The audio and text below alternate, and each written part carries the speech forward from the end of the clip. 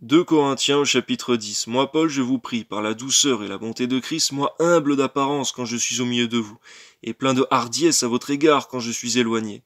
Je vous prie, lorsque je serai présent, de ne pas me forcer à recourir avec assurance à cette hardiesse dont je me propose d'user contre quelques-uns qui nous regardent comme marchant selon la chair.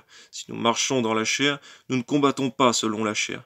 Car les âmes avec lesquelles nous combattons ne sont pas charnelles, mais elles sont puissantes par la vertu de Dieu, pour renverser des forteresses.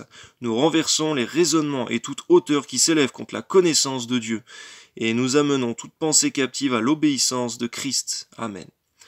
Nous sommes prêts aussi à punir toute désobéissance lorsque votre obéissance sera complète. Vous regardez à l'apparence, si quelqu'un se persuade qu'il est de Christ, comme il est de Christ, nous aussi, nous sommes de Christ. Et quand même, je me glorifierai un peu trop de l'autorité que le Seigneur nous a donnée pour votre édification, et non pour votre destruction, je ne saurais en avoir honte, afin que je ne paraisse pas vouloir vous intimider par mes lettres. Car, dit-on, ces lettres sont sévères et fortes, mais présent en personne il est faible, et sa parole est méprisable. Que celui qui parle de la sorte considère que tel nous sommes en parole dans nos lettres étant absents, tel aussi nous sommes dans nos actes étant présents. Amen. Nous n'osons pas nous égaler ou nous comparer à quelques-uns de ceux qui se recommandent eux-mêmes, mais en se mesurant à leur propre mesure et en se comparant à eux-mêmes, ils manquent d'intelligence. Garde-nous, Seigneur. Pour nous, nous ne voulons pas nous glorifier hors de toute mesure. Nous prendrons au contraire pour mesure les limites du partage que Dieu nous a assigné, de manière à nous faire venir aussi jusqu'à vous. Nous ne dépassons point nos limites, comme si nous n'étions pas venus jusqu'à vous.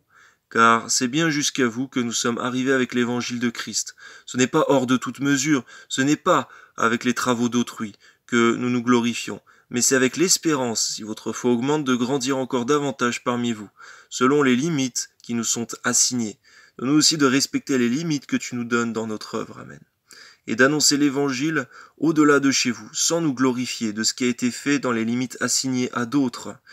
Oui, Seigneur, lorsque un travail est commencé, garde-nous de rentrer dans le travail, Seigneur, d'une personne, Seigneur, lorsque cela ne se fait pas, Seigneur. Oui, Seigneur, mais de pouvoir, Seigneur mon Dieu, œuvrer, Seigneur mon Dieu, plutôt là où tu n'as pas encore œuvré, Seigneur. D'agir avec respect, Seigneur, plutôt, Seigneur, que d'être un brigand. Amen.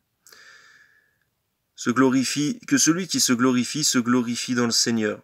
Car ce n'est pas celui qui se recommande lui-même qui est approuvé, c'est celui que le Seigneur recommande. Amen.